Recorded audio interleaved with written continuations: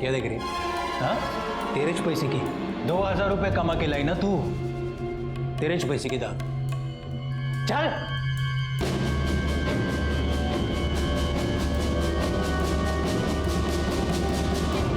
ए, तू क्या देख रहा है? हाँ, पसंद है तेरे को? चाहिए तेरे को? हाँ, अरे चाहिए तो बोलना मेरे को। अरे नहीं बाबू, कैसे बात कर रहे हो आप? लगता है आपको दारू चढ़ गई है। अरे शर्मा क्यों रहा है कमल? तेरे को चाहिए ना तो मेरे को बोल। सिर्फ 2000 रुपये देने का और रात भर मजा लेने का इसके। अहो काय बोलताय तुम्ही? अरे नहीं बाबू, नहीं चाहिए मुझे। अरे 200 रुपये सिर्फ। नहीं बाबू। साले फोकटिया, तो तेरे को क्या सब कुछ फोकट में चाहिए? अरे चल निकल बाहर, निकल साले। काय करताय तुम्ही? साला फोकट में चाहिए। ए, क्या देख रही है? हाँ, बुरा लगा तेरे को? दर्द हुआ? साला कस्टमर है क्या तेरा? हाँ, कस्टमर है?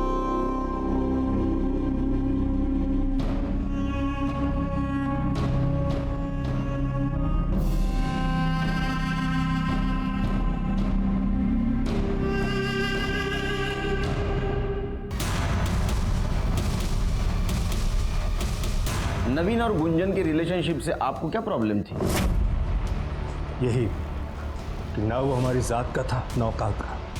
हम गुंजन के लिए अपनी बराबरी का लड़का चाहते, लेकिन वो 2 टके के लड़के के चक्कर में फंसी थी। इसलिए आपने उसे गला घोट के मारने की धमकी दी। जब मारना होता तो अपनी बेटी को क्यों मारता? उस नवीन को मार देते। उससे में माँ बाप हजारों बातें अपने बच्चे से बोल देते। इसका मतलब ये नहीं कि वो सचमुच उनका बुरा चाहते। ठीक है, जरूरत पड़ी तो पुलिस स्टेशन बुलाऊंगा। सर, आपको नहीं लग रहा है मोहन गुंजन के लिए दुखी होने का नाटक कर रहा है? कर भी रहा होगा, लेकिन अभी हम कुछ नहीं कर सकते क्योंकि हमारे पास कोई सबूत नहीं उनके खिलाफ। नजर रखो इन पे। अगर गुंजन का खून इन्होंने किया है तो कोई ना कोई गलती जरूर करेंगे। सर, गुंजन की पोस्टमार्टम रिपोर्ट आ गई है। पढ़ो। सर, पोस्टमार्टम रिपोर्ट के मुताबिक उसकी मौत 10 जून 4 बजे से 6 बजे के बीच में हुई है। मौत उसकी गला दबाने की वजह से हुई है। लेकिन सर उसके गले पे कोई फिंगरप्रिंट नहीं मिला। मतलब ये हो सकता है कि जिसने उसका गला दबाया उसने ग्लव्स पहने हुए थे। सर, उसके साथ लगातार 4 दिन तक रेप किया गया है, वो भी अलग अलग आदमी ने, क्योंकि अलग अलग फ्लेवर के कॉन्डम्स यूज़ किए गए। सर ये रेप है, लेकिन रेप जैसा दिख नहीं रहा क्योंकि सर उसकी बॉडी पे कहीं भी कोई स्ट्रगल के निशान नहीं है। और सर सबसे इम्पोर्टेंट बात, उसकी बॉडी पे सेलेस्ट्रॉन नाम का ड्रग मिला है। इस ड्रग को लेने के बाद इंसान को कुछ याद नहीं रहता। सर इसी तरह का ड्रग हमें मीना की मेडिकल रिपोर्ट में ही मिला था, इसीलिए शायद उसे भी कुछ याद नहीं था कि वो 4 दिन तक कहाँ थी और उसके साथ क्या हुआ। श्री कुछ समझ में नहीं आ रहा है। ये गुंजन 4 दिन गायब थी, मीना भी 4 दिन गायब थी। गुंजन को ड्रग दिया गया था, मीना को भी ड्रग दिया गया था। गुंजन के साथ 4 लोगों ने रेप किया था और मीना को जितना याद है उसका कहना है कि 2 जन थे। फर्क सिर्फ इतना है, गुंजन को मार दिया और मीना को जिंदा छोड़ा। क्यों, ये पता चल जाएगा। लेकिन ये बात तो साफ है कि इन दोनों केस का आपस में कुछ ना कुछ कनेक्शन है, और ये कनेक्शन क्या है ये हमें सिर्फ मीना बता सकती है। इस केस में हम जैसे जैसे आगे बढ़ रहे थे, कंफ्यूजन और सॉल्यूशन दोनों साथ चल रहे थे। दोनों केस का आपस में कनेक्शन था, लेकिन विक्टिम की परिस्थितियों को देखा जाए तो कनेक्शन नहीं लग रहा था। हाँ, ये बात तो सच थी कि गोविंद का इसमें कोई हाथ नहीं था, वो तो मेल मेंटेलिटी का शिकार था, और इसीलिए मीना की बात साबित होने के बावजूद भी उसे सहारा देने के बजाय वो उससे नफरत कर रहा था। एक बात समझ में नहीं आ रही थी, मीना और गुंजन इन दोनों को ड्रग देके 4 दिन तक किसने रेप किया, गुंजन को क्यों मारा और मीना को क्यों जिंदा छोड़ा? नहीं, उसको बोलो जल्दी काम करे। वो बहुत इतना ढीला करेगा ना तो मेरा काफ़ी नुकसान हो जाएगा यार। This is not right. He has to be prompt. I don't want to remind you again.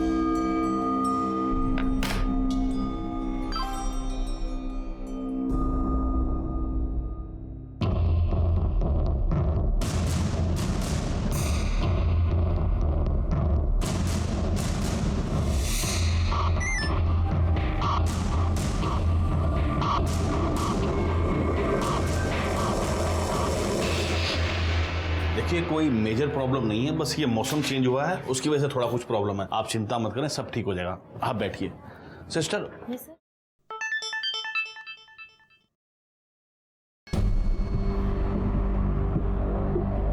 देखो मेरा काम था एडवाइस देना, वो मैंने दे दी है कि अभी शेयर बेचने का नहीं खरीदने का टाइम।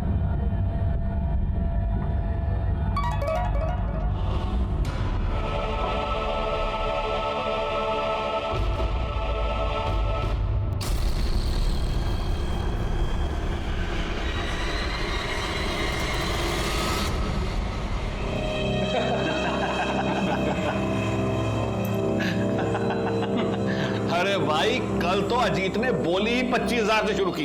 लगता है भाभी जी में वो दम नहीं रहा, बहुत बेसब्री से इंतजार कर रहा था बटरफ्लाई का। अबे मेरी छोड़, अपनी सोच। मेरे पास तो स्टेफनी है, पर तू तो ऐसे ही मरेगा। और मैंने कब रोका है बे तुझे? जितनी हिम्मत हो बोली लगा ले। ठीक है, चलो फिर लगाते हैं 40,000। 40,000, 60,000।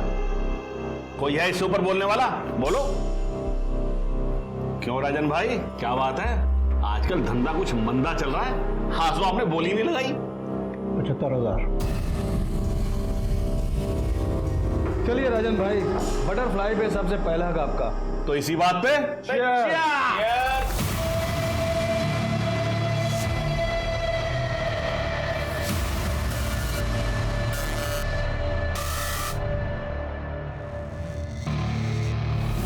रास्ता साफ है ना, कोई दिक्कत तो नहीं? आज तक अभी हुई है?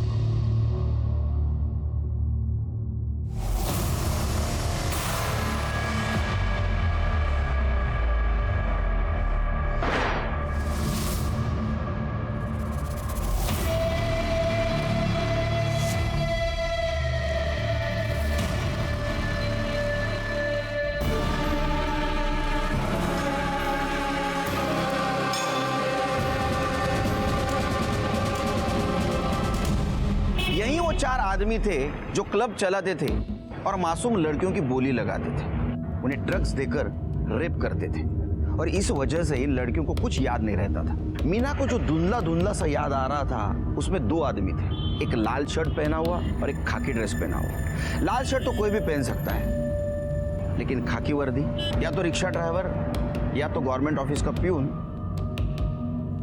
या तो हमारे डिपार्टमेंट का आदमी।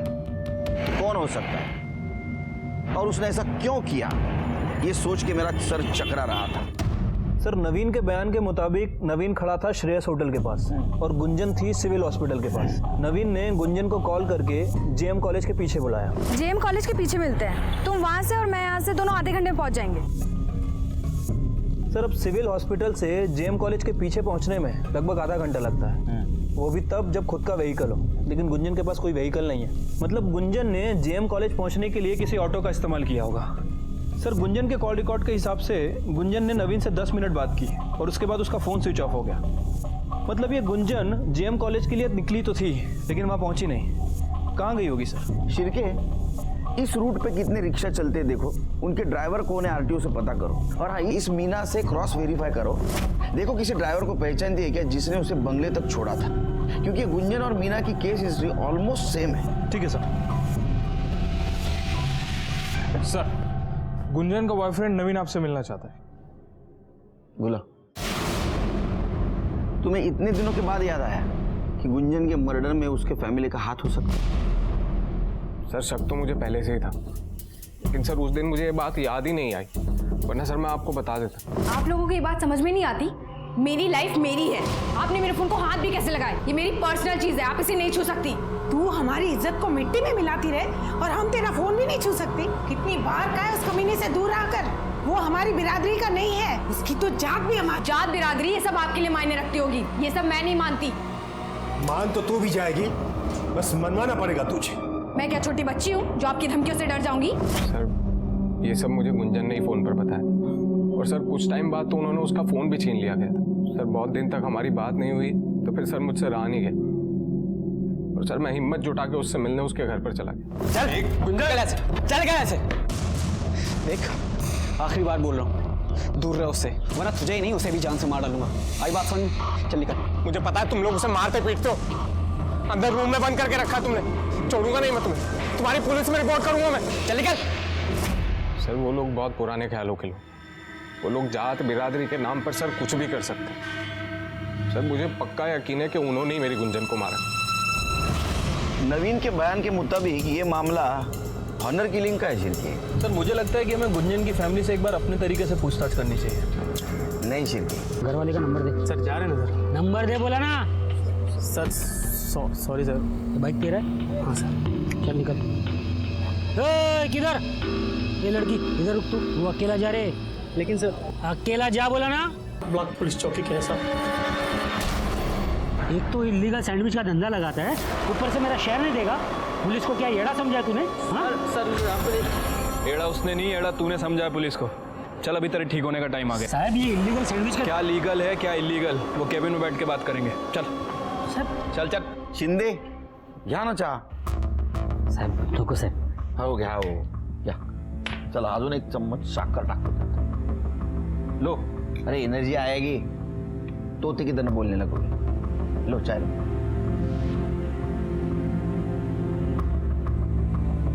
आ गई एनर्जी. बोलो. बुलवाना पड़ेगा. शिरके चलो इनका स्वागत करो. शिकायत का मौका नहीं मिलना चाहिए. हो साहब. सब मारूने का साहब. रिक्शा वाले मिश्रा ने जहां लड़की को छोड़ा था वहीं तुम्हारा मोबाइल लोकेशन मिला है. आधी कहानी उसने बताई, आगे वाले तुम बताओ. साहब वो रिक्शा वाला एकदम झूठा है साहब. उसको रूल तोड़ दे पकड़ा ना मैंने बहुत बार, इसलिए खुन्नस निकाला साहब. फंसाने की कोशिश कर रहा है मेरे को. अरे पुलिस वाला है शिरके, सबूत मांगेगा वो. हाँ पाटिल मैडम सबूत लेके आओ.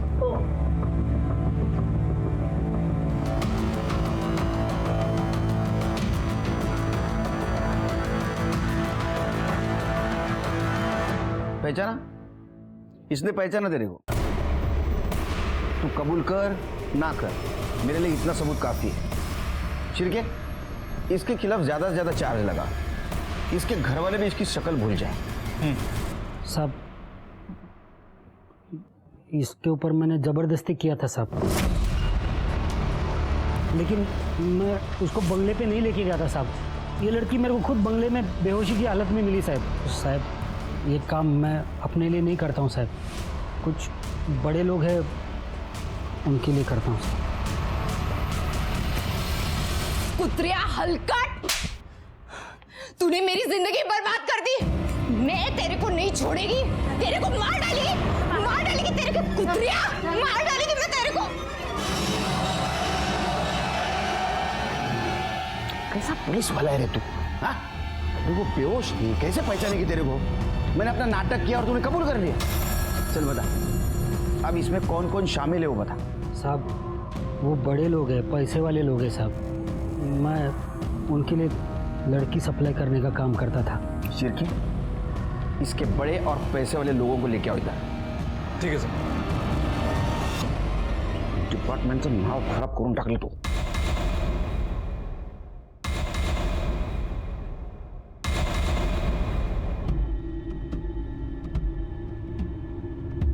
इंस्पेक्टर साहब, इसके पहले कि आप मेरे क्लाइंट्स को परेशान करें, मैं कुछ बताना चाहता हूँ.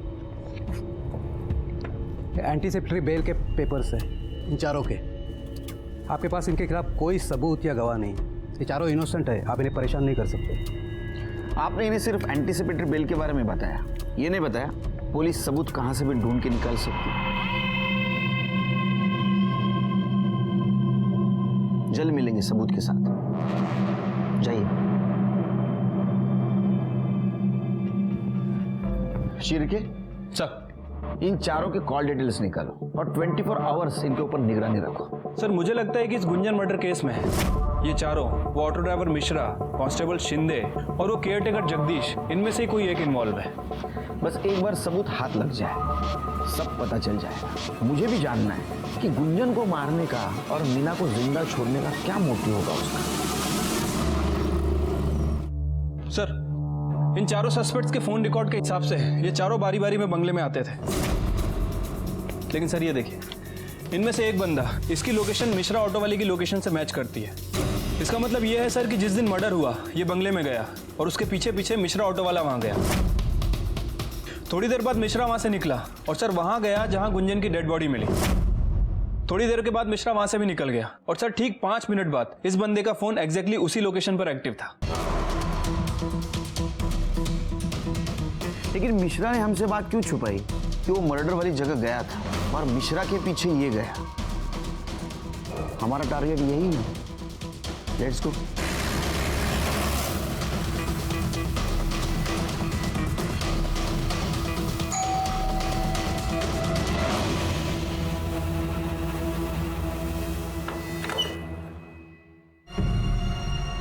आप यहाँ?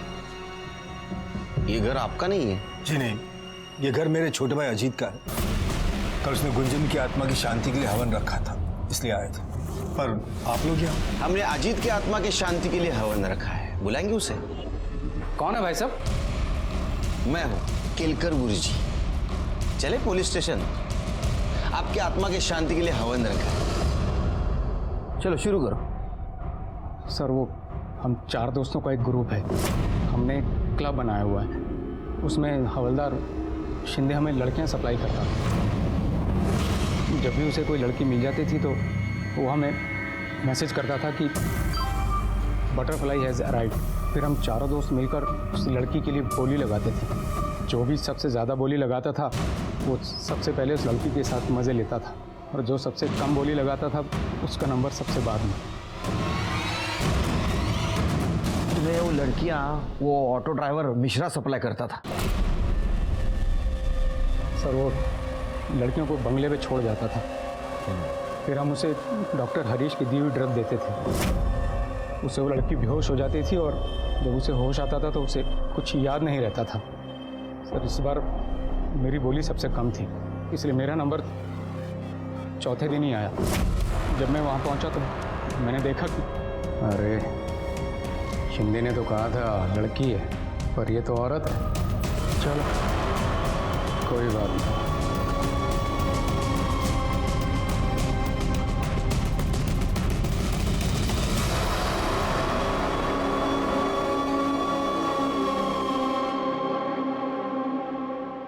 प्लीज मेरी हेल्प करो, प्लीज मेरी हेल्प करो, प्लीज मेरी हेल्प करो। कोई है? चाचा गुंजन, चाचा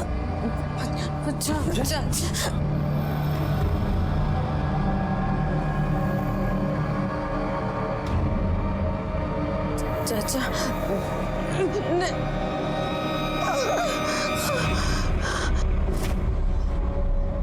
तुमने अपने भतीजी के साथ वही किया जो उन तीनों ने किया? नहीं सर, वो मेरी भतीजी थी, मेरी बेटी जैसी। अरे फिर तेरे बेटी जैसी भतीजी को इंजेक्शन क्यों दिया? उसने मुझे पहचान लिया था और मुझे डर था कि कहीं वो मेरे बारे में किसी को बता ना दे।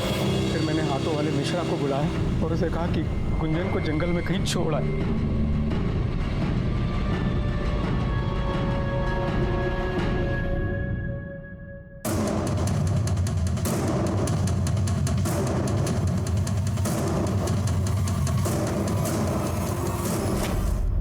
तू मर्डर केस में तो अंदर जाएगा। एक बात बता, तुझे बोली लगाता था 40,000, 60,000। ये पैसा जाता कहाँ था? तुम्हारा बॉस कौन है? सर हमारा कोई बॉस नहीं है, हमारा ये सारा पैसा केयर टेकर जगदीश को जाता था। ऐसा रखना, आता हूँ। शिरके सर, इसके तीनों साथियों को जेल में डालो और वो जगदीश किसी भी हालत में मुझे यहाँ चाहिए। ठीक है सर।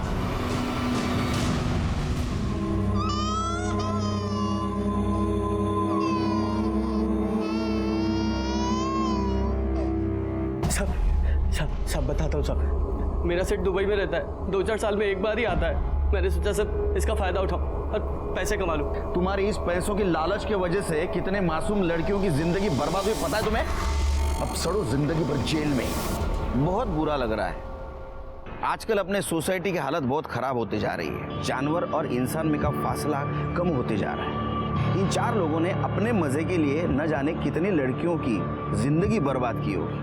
ऑटो वाला मिश्रा, हवालदार शिंदे और जगदीश भी उसमें शामिल था। जगदीश अपना बंगला इन घिनौनी हरकतों के लिए भाड़े पे देता था और अच्छे पैसे लेता था। इस केस में दस्तक विक्टिम के लिए नहीं थी, दस्तक उन लोगों के लिए थी जिनके मन में ऐसी घिनौनी इच्छा है और जो मासूम लड़कियों की जिंदगी बर्बाद करना चाहते हैं। उन्होंने दस्तक नहीं सुनी और उसका नतीजा आपके सामने।